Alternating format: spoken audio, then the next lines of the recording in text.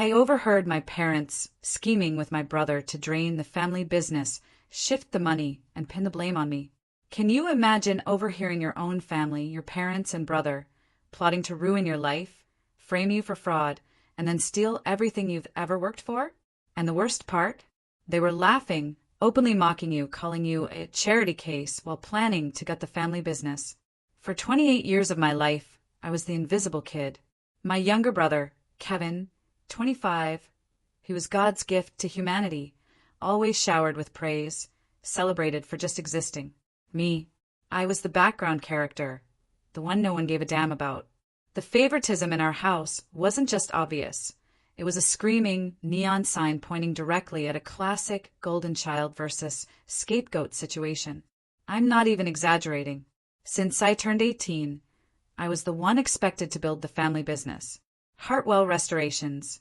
I grew it from a $2 million operation to a $15 million powerhouse, working 60-hour weeks. Kevin? He'd show up maybe twice a year for photo ops. Yet he got lauded for breathing, while my monumental efforts were deemed adequate. Adequate. I'd tripled the company's revenue, and that was the word they chose. The double standards were infuriating. I graduated high school with honors, working part-time at the shop, and my parents barely managed a "that's nice." They were too busy planning Kevin's graduation party for his 2.4 GPA after 5 years because he'd failed 2 classes. I brought in our biggest client ever, the Jacobson Museum contract, worth $3 million. My dad actually told Kevin, "Great job on the networking," at the next board meeting. Kevin had never even met anyone from that museum. I did all the work, made all the calls, drove 3 hours each way for meetings, and he got all the credit.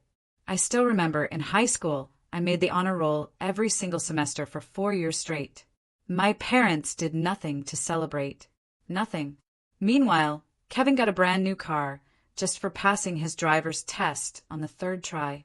A $15,000 reward for basic competency after multiple failures. My academic excellence. That's nice, dear. Christmas was a joke. Kevin's pile of presents would be stacked to the ceiling.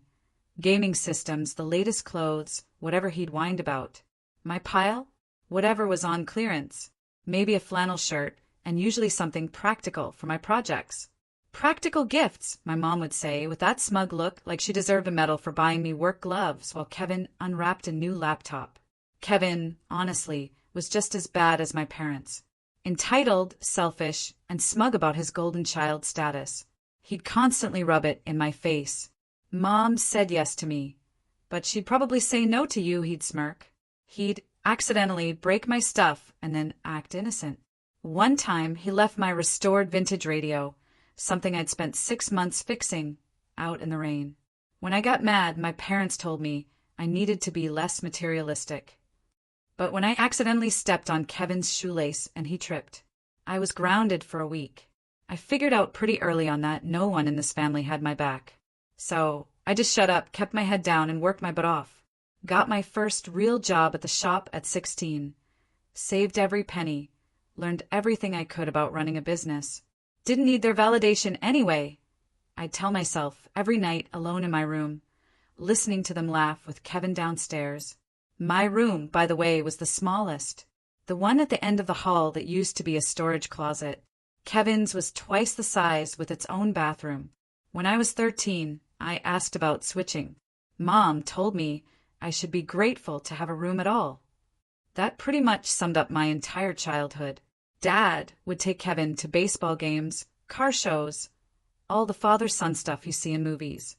I'd ask to come along, and the answer was always, "Next time, buddy," or "This is a Kevin thing." Next time never came. There was no Nate thing. There was just me in the garage, teaching myself how to fix things because nobody else was going to teach me. But here's where my Grandpa Ray comes into the story, and this is important. Grandpa Ray was the only one who ever truly saw me. He was my dad's father, ironically, an old-school army mechanic who could strip an engine blindfolded. The man was a legend. While my parents were cheering at Kevin's mediocre baseball games, I'd be at Grandpa's garage, learning to rebuild carburetors and replace transmissions. Those were the only days I felt like someone actually gave a damn about me.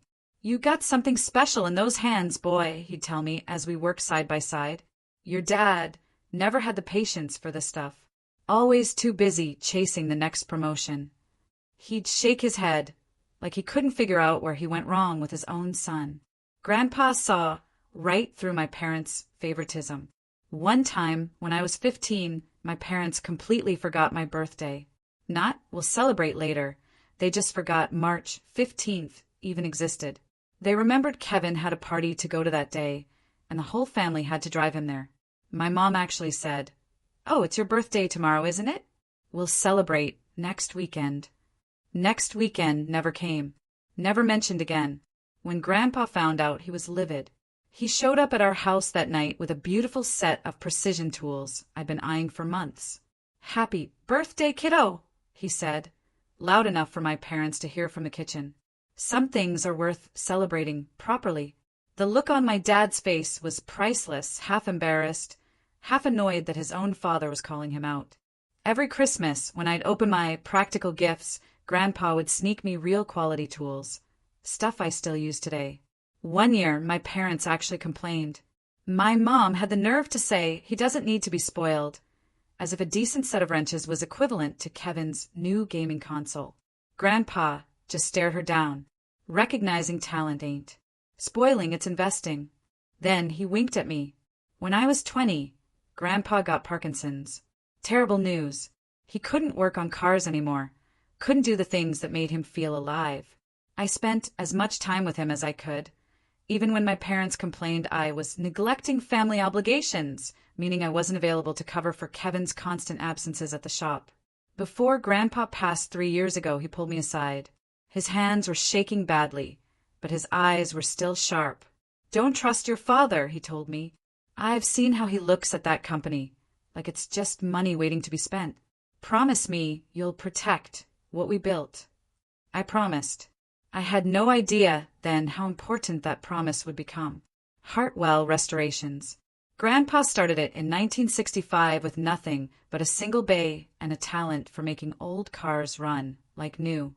By the time he got too sick, it was a 16-bay facility with 31 employees, contracts with museums, and a decades-long reputation for quality. When Dad took over, things started to change. Not obviously at first, just little things. Equipment orders that didn't add up. Vendors I'd never heard of. Expenses that seemed too high. I flagged some of it to Dad, and he just told me to focus on my job and stop playing accountant. So I did. Biggest mistake I ever made. For the next 3 years, I buried myself in the actual work. I rebuilt engines, restored classics, trained new guys, brought in clients, managed relationships. The company kept growing, and I told myself that meant everything was fine. I was so stupid. Then, last month, everything changed. I was working late at the shop, which wasn't unusual. I practically lived there sometimes. What was unusual was hearing voices coming from the kitchen area. My parents and Kevin, who almost never showed up after hours. Kevin barely showed up during regular hours. I wasn't trying to eavesdrop at first. I just wanted coffee. But then I heard my name. Something made me stop. I pressed my ear against the door. Dad's voice cut through the silence like a knife. "Kevin gets everything. The house, the business, the investments, all the offshore accounts. Nate, he's not getting a single thing." Mom's laughter followed, sharp, cruel. The kind of laugh that tells you exactly where you stand in a family. He never deserved it anyway. Always so eager to please, like a stray dog begging for scraps. My hands started trembling. 28 years of being their son. 28 years of staying late, covering Kevin's phantom shifts, taking the blame for his screw-ups, being the reliable workhorse who never complained. And they'd already written me out of existence, like I was some clerical error they finally got around to fixing. But that wasn't even the worst part. Not even close. "The bankruptcy filing is ready," Dad continued. "We file Friday. By Monday, Hartwell Restorations will be gutted. The money will be offshore and will be set for life. I'm thinking Costa Rica. They don't extradite." I almost stopped breathing. Bankruptcy? Offshore money? What the hell was he talking about? What about the employees? Kevin asked, not with concern, but idle curiosity, like he was asking about the weather. They should have saved more, Mom said dismissively. Not our problem. That's 31 people who should have planned better for their futures. And the vendors? Kevin asked again. They'll get pennies on the dollar in the bankruptcy proceedings, Dad said with a shrug I could practically hear. Maybe nothing. That's business. 31 people. Families who'd worked alongside me for years. Robert, working double shifts for his wife's cancer treatments. James, with the company since before I was born. Angela, putting 2 kids through college. They were going to destroy all of them and just walk away. I had to grip the doorframe to keep from falling over. Then I heard something that made my blood run cold. What about Nate? Kevin asked. He's been asking questions about the Henderson account discrepancies. Noticed some numbers didn't add up. There was a pause. Then Dad spoke again, his voice calm, matter of fact. Don't worry about Nate. After Friday, he won't be able to cause any problems. I've already got the termination letter ready. We'll say he was skimming from the parts inventory. Been doing it for years. Easy to prove with some creative documentation. Will anyone believe that? Kevin sounded skeptical. Who's going to question it? Mom laughed. The adopted kid versus the real family? Please, we've been building this narrative for years. Nate the screw-up. Nate who can't manage money. Nate who's jealous of his successful brother. By the time we're done, everyone will believe he was stealing from his own grandfather's company. Adopted. The word hit me like a physical blow. You think he ever suspected? Kevin asked. That he's adopted? Dad snorted. Please. The kid's so desperate for our approval. He'd believe anything we told him. We've been using him for free labor for a decade. He never questioned why we treat Kevin differently because he's too pathetic to consider the obvious answer. They all laughed. All 3 of them. Laughing at me. At how stupid I was. At how easily they'd manipulated me for my entire life. I don't remember walking back to my room that night. Don't remember much of anything except lying on my bed, staring at the ceiling, feeling like the floor had dropped out from under me. Adopted. They were going to frame me. They were going to destroy 31 families. And they'd been planning it for years. But as the shock wore off, something else took its place. Not sadness. Not self-pity. Anger. Cold, focused anger. They thought I was pathetic. They thought I was stupid. They thought I'd roll over and take whatever they decided to dish out. Same as I'd been doing my whole life. They had no idea who they were dealing with. See, here's what they didn't know. Last month, Dad had knee surgery. Nothing serious, but he needed someone to handle business matters while he recovered. So he gave me power of attorney. Full access to every account, every document, every system in the company. And in the chaos of his return to work, nobody had remembered to revoke it. The grandfather clock chimed midnight as I slipped into Dad's study. My hands shook as I pulled open the mahogany drawer where he kept his important documents. What I found confirmed everything I'd overheard and more. Kevin Hartwell, Kevin Hartwell, Kevin Hartwell. Every document, every deed, every investment account bore my brother's name. The company I'd built with my own hands, Kevin Hartwell, sole beneficiary. The house where I'd grown up, Kevin Hartwell, future owner. Even the equipment I'd personally selected and maintained was listed as Kevin's property. But the financial records were what really mattered, and they were damning. Over the past 18 months, my parents had been systematically draining Hartwell restorations. I traced every transaction, every shell company, every offshore wire transfer. Ghost employees on payroll, people who didn't exist, drawing salaries that went straight to hidden accounts. Nearly $400,000 in the last year alone. Inflated vendor contracts with kickbacks funneled to companies my dad secretly controlled. Another $2 million. Equipment purchases that were billed twice, 3 times, to different budget categories. The same diagnostic computer supposedly bought 6 times. Fake insurance claims. Phantom repairs. Client deposits that never made it to the actual accounts. $8 million. They'd stolen $8 million from the company Grandpa built, and they were planning to take the rest before declaring bankruptcy. And tucked behind all those financial documents was a manila folder labeled Confidential 1999. Inside was my adoption certificate. Nathan Hartwell, adopted by Richard and Gloria Hartwell. Date of adoption, March 15th, 1999. I was 3 years old when they took me in, and they'd never told me. Not once in 25 years. I photographed everything. Every document. Every email on the shared drive detailing their scheme. Every wire transfer confirmation. Every forged invoice. Then I found the emails about me specifically. Nate's getting suspicious. He asked about the Henderson account discrepancies. Don't worry, I've already prepared the documentation to frame him. Backdated receipts. Forged signatures on expense reports. After Friday, Nate will be facing embezzlement charges while we're sipping cocktails on the beach. Perfect. The ungrateful little charity case finally gets what he deserves. Charity case. That's what they thought of me. The son they'd adopted and then spent 25 years resenting for not being their real child. I didn't sleep that night. I had too much to do. The next morning, I called my buddy Joel. We'd been friends since high school, stayed close, even when my family tried to isolate me. He'd become a corporate attorney.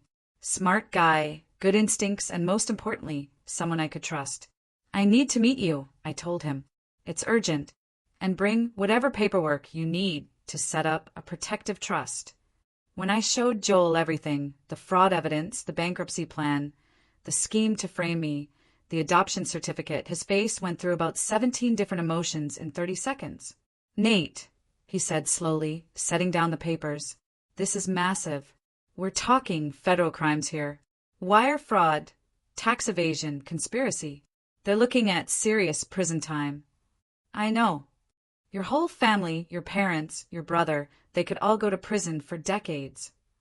I know that too. He studied my face for a long moment. What do you want to do? I looked him straight in the eye. I want to save the company, protect the employees, and make sure my family faces consequences for what they've done.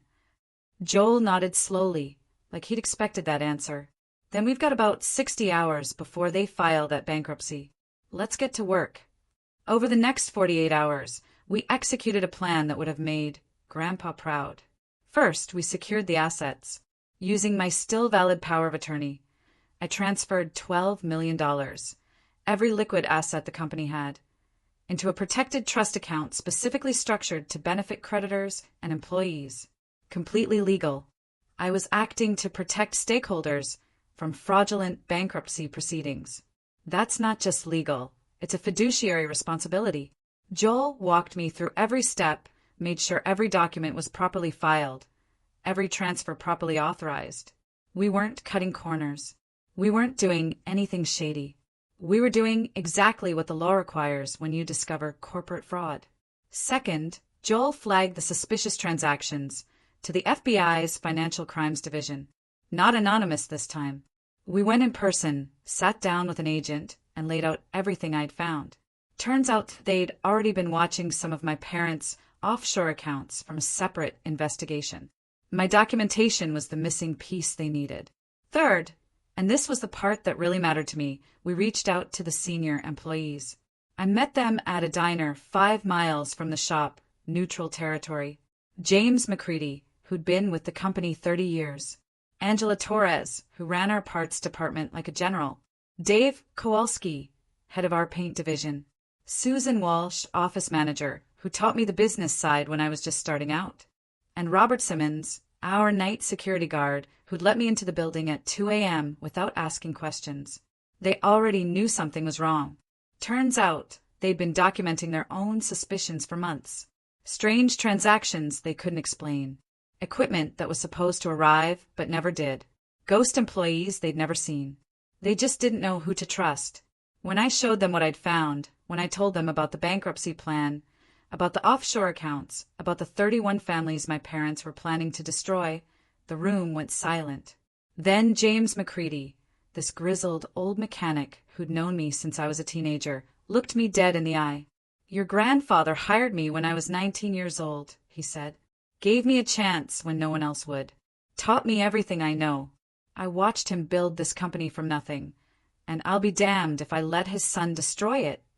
One by one, they all pledged their support. Angela with her spreadsheets of suspicious transactions. Dave with records of equipment that existed on paper, but never in the shop. Susan with copies of forged signatures she'd noticed, but been too afraid to report. Robert with security footage that showed Kevin removing files late at night. For the first time in my life, I had an army at my back. People who actually cared. People who saw my value when my own parents never could. The explosion came Thursday morning. I was in the break room, pretending to read a magazine and nursing my third coffee when Kevin burst through the door. His designer suit was wrinkled, his hair disheveled. The golden boy had clearly had a rough morning. You. He pointed at me. What did you do? I looked up calmly. Good morning to you, too, Kevin. Coffee. Don't play games with me. The accounts are frozen. The transfers won't go through. Dad's been on the phone with the bank for 2 hours, and they keep saying something about a trust protection order. What did you do?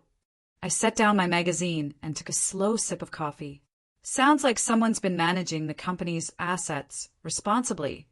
You know, the thing you were supposed to be doing all these years while you were actually just showing up for photo ops. His face went purple. You had no right. Actually, I said, I had power of attorney. Full legal authority. And when I noticed some irregularities in the company finances, to the tune of about $8 million, I took steps to protect the creditors and employees. You're welcome. That's when my parents appeared in the doorway.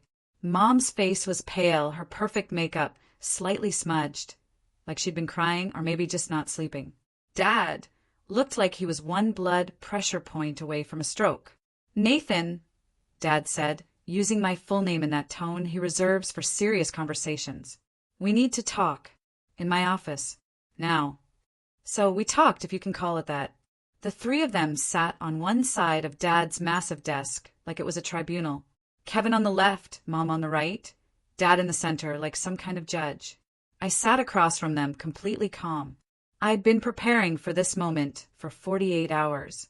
They had been lying to me for 28 years. I knew their weaknesses, their tells, their patterns. For the first time in my life, I had the advantage.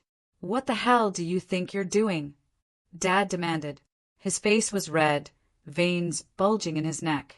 The look he used to give me when I was a kid, when he wanted me to back down. I didn't back down anymore. Protecting Hartwell Restorations, I said simply. From fraud. The word hung in the air like a grenade with the pin pulled. You don't know what you're talking about, Mom said, but her voice cracked. Don't I? I pulled out my phone and started reading. Ghost invoices paid to Cayman Islands accounts. Double billed equipment purchases. Contracts inflated by 20% with the excess disappearing offshore. Ghost employees drawing salaries for work they never did because they don't exist. A bankruptcy filing scheduled for tomorrow that would destroy 31 families, while you three sail off to Costa Rica. Nobody moved. And my personal favorite, I continued, watching their faces, the plan to frame me for embezzlement when I got too close to the truth. Really? Backdated receipts and forged expense reports? You thought that would hold up to investigation. Kevin lunged at me across the desk. I stepped aside, and he sprawled onto the floor, knocking over Dad's lamp. Careful, I said, not even raising my voice. Wouldn't want to add assault to your list of federal charges. Although, honestly, at this point, what's one more? How dare you? Mom hissed. After everything we've done for you. We took you in when nobody wanted you. We gave you a home, a family, and this is how you repay us. I laughed. Actually, I laughed out loud. A family? You mean the family that made me pay rent while Kevin lived free?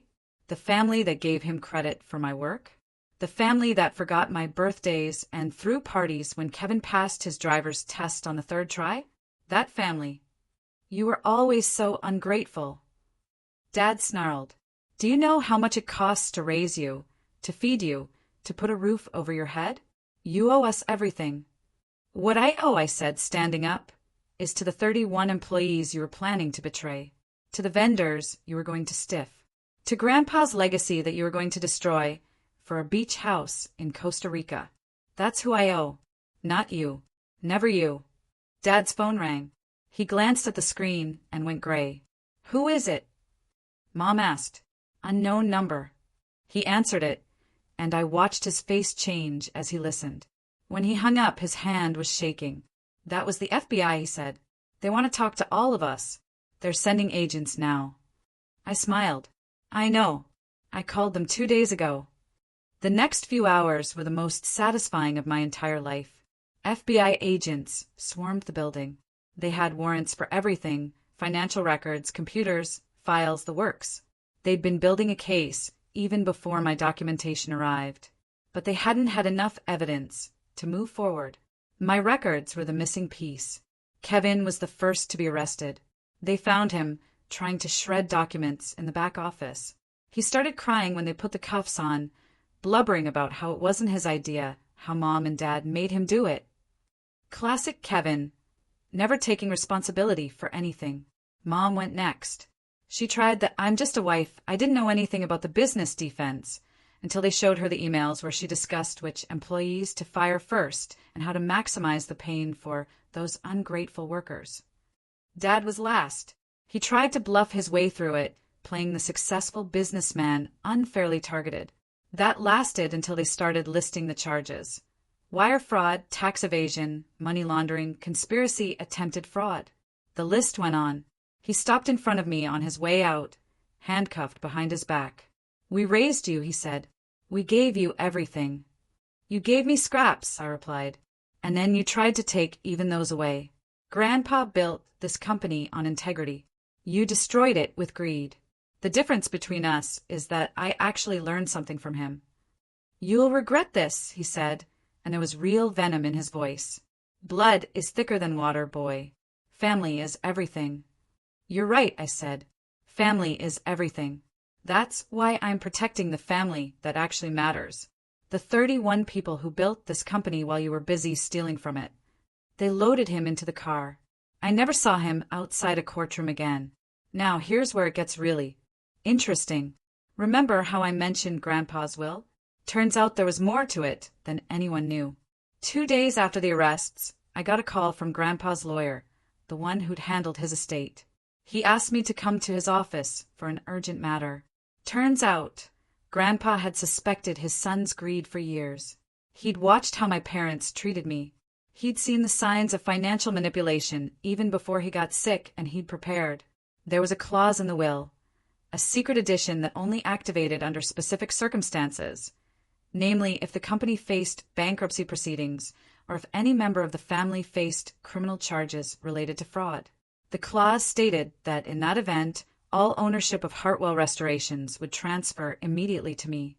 Your grandfather came to me 5 years ago, the lawyer explained. He knew what his son was capable of. He wanted to make sure the company he'd built would survive, and he wanted to make sure you'd be the one to save it. He handed me a letter. Grandpa's handwriting, shaky but determined. My dearest Nathan, if you're reading this, then my worst fears have come true. My son has chosen greed over honor, and Hartwell Restorations faces its darkest hour. I've watched you grow from that scared little boy your Aunt Patricia brought to our door into a man of integrity and strength. Blood doesn't make family, son. Character does. You've shown more dedication to our legacy than William ever did. Save our company. Save our people. Be the Hartwell I always knew you could be.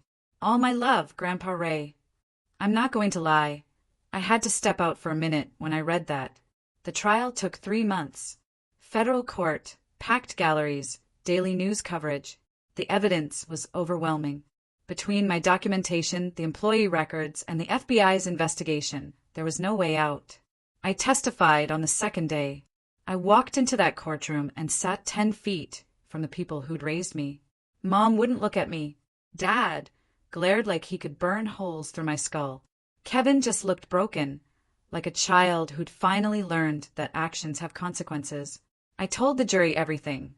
The fraud I discovered, the plan to frame me, the bankruptcy scheme that would have destroyed 31 families, the adoption I'd never known about, and how they'd used it as justification for treating me as less than human for my entire life. When Mom's lawyer tried to discredit me, called me a disgruntled employee seeking revenge, and suggested I'd fabricated evidence. The prosecutor showed the jury the emails. The ungrateful little charity case finally gets what he deserves. He's so pathetic, he'd believe anything we told him. After Friday, Nate will be facing embezzlement charges while we're sipping cocktails on the beach. That pretty much ended that defense. Dad got 12 years. Mom got 8. Kevin got 10, plus an additional 2 for obstruction when he tried to destroy evidence after his initial arrest. He'd actually attempted to wipe the company's servers before the FBI could copy them. Didn't realize we had off-site backups that I'd set up 2 years earlier because I was apparently the only person in that company who actually planned for emergencies. Frank Duca, my dad's business partner who helped facilitate the offshore transfers, flipped on everyone and got 5 years. Last I heard, his wife divorced him, and his kids won't return his calls. But the real victory wasn't watching them get sentenced. It was what happened to Hartwell Restorations. With controlling interest, now legally mine, thanks to Grandpa, I had a choice. I could run the company myself, cash out and disappear with the money, or do something different. I chose door number 3. We converted Hartwell Restorations to an employee-owned company. The 31 workers who would have lost everything instead became part owners of a business worth $15 million. I'll never forget the day we signed the papers. James McCready, who'd been with the company for 30 years, sat at that conference table and stared at his shares like he couldn't believe they were real. "First time I've ever owned anything of real value," he said, his voice rough. "First time in my whole life." Angela Torres used her equity stake to finally pay off her kids' student loans. Dave Kowalski took a sabbatical, his first real vacation in 15 years, and came back energized and full of new ideas. Susan Walsh got promoted to CFO because nobody knows the company finances better than she does. And Robert Simmons, the night security guard who let me into the building at 2 a.m. without asking questions, used his shares to finally get his wife the cancer treatment she needed. The treatment that wasn't covered by insurance, the treatment he'd been working double shifts for 3 years trying to afford. His daughter, Maria, graduated from college last month, honors degree in accounting. She works in our finance department now, making sure what my parents did can never happen again. As for me, I kept a small ownership stake, but stepped back from day-to-day operations. The company's in good hands with people who actually care about it, people who earn their positions through hard work, not nepotism. I used part of my share to find my biological family, hired someone to track down my records, trace my history, figure out where I actually came from. My birth mother, Caroline, passed away when I was 3 years old. That part was true. But her sister, my Aunt Patricia, had been searching for me for 20 years. She'd sent letters to the Hartwell house every year on my birthday, cards at Christmas, photos of my mother, of my grandparents, of the family I never knew I had. The Hartwells threw them all away. 20 years of letters gone. When Patricia and I finally met, I almost couldn't believe it. She looked like me. Same eyes, same stubborn chin, same way of standing, like we're ready for whatever comes next. She told me about my mother. Caroline was 22 when she had me. Poor, working 2 jobs, no support system. She thought giving me to the Hartwells would give me a better life. They seemed successful, stable like good people. She didn't know what they really were. Nobody did. Patricia has pictures now of my mother holding me as a baby, of my grandparents who passed before they could know I existed, of a family that wanted me. Just posted its best quarter in company history. Revenue up 23%. We got written up in 3 industry publications as a model for employee ownership. But here's the real update you guys want to hear about. Last Tuesday, I got a call from Agent Martinez at the FBI. Turns out my parents had been trying to run a scheme from inside prison. They'd convinced some old business associate to help them hide assets the feds had missed during the initial investigation. A storage unit in Nevada with about $200,000 in cash and some bearer bonds Grandpa had bought back in the 80s. The associate got cold feet and contacted the authorities. Now, my parents are facing additional charges. Dad's looking at another 5 to 8 years tacked on to his sentence. Mom's facing 3 to 5. Kevin tried to cut a deal by testifying against them again. The prosecutor laughed him out of the room. Apparently, my parents made me do it doesn't work twice. But wait, it gets better. Remember Frank Duca, my dad's business partner who flipped on everyone? He got released early for good behavior last month. 2 days after he got out, he showed up at Legacy Restorations asking for a job.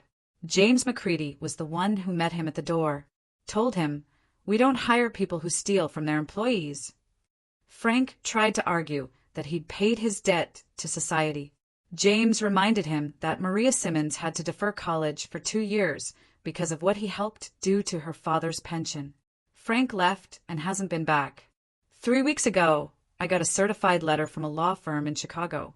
Turns out my brother had a life insurance policy that the Hartwells had been collecting on for 25 years. They'd forged documents to make themselves the beneficiaries after Caroline died. Patricia and I are suing to recover the funds. Our lawyer says it's an open and shut case. The Hartwells are going to have to pay back every penny, plus interest. We are donating it all to the Caroline Chin Memorial Fund. Speaking of which, we awarded our first 2 scholarships last week. A kid named Marcus from the South Side who wants to be a diesel mechanic, and a girl named Jenny whose dad worked at Legacy for 15 years before he passed. Full rides for both of them, trade school, tools, living expenses, everything. Patricia cried when we handed out the certificates. So did I, honestly. Oh, and one more thing. Last month, I was going through some of Grandpa's old papers that Patricia had saved. I found a letter he wrote to my birth mother back in 1999, right after the adoption.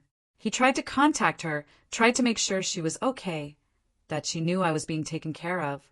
The Hartwells intercepted the letter and never sent it, but Grandpa kept a copy of it. He promised Caroline that he'd watch over me, that he'd make sure I grew up knowing I was valued, that he'd protect me from his son if it ever came to that. He kept that promise. Even from the grave, he kept it. Someone asked what happened to the house I grew up in. The feds seized it as part of the asset forfeiture. It went to auction last month. I bought it, not to live in. God, no.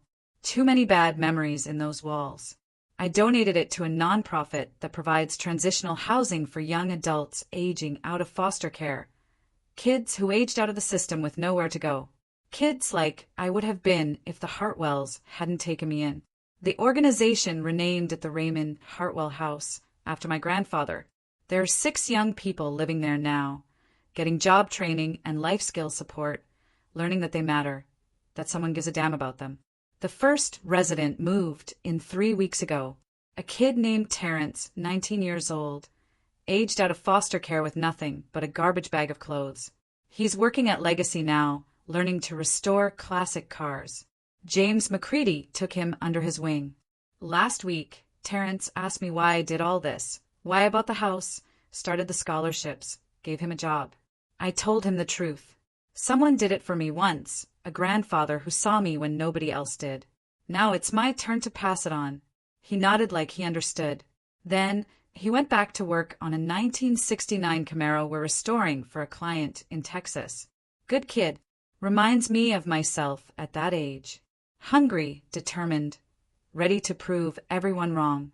Have you ever experienced such blatant favoritism? Or a betrayal that completely blindsided you? Or maybe you've been that invisible kid who found their own way.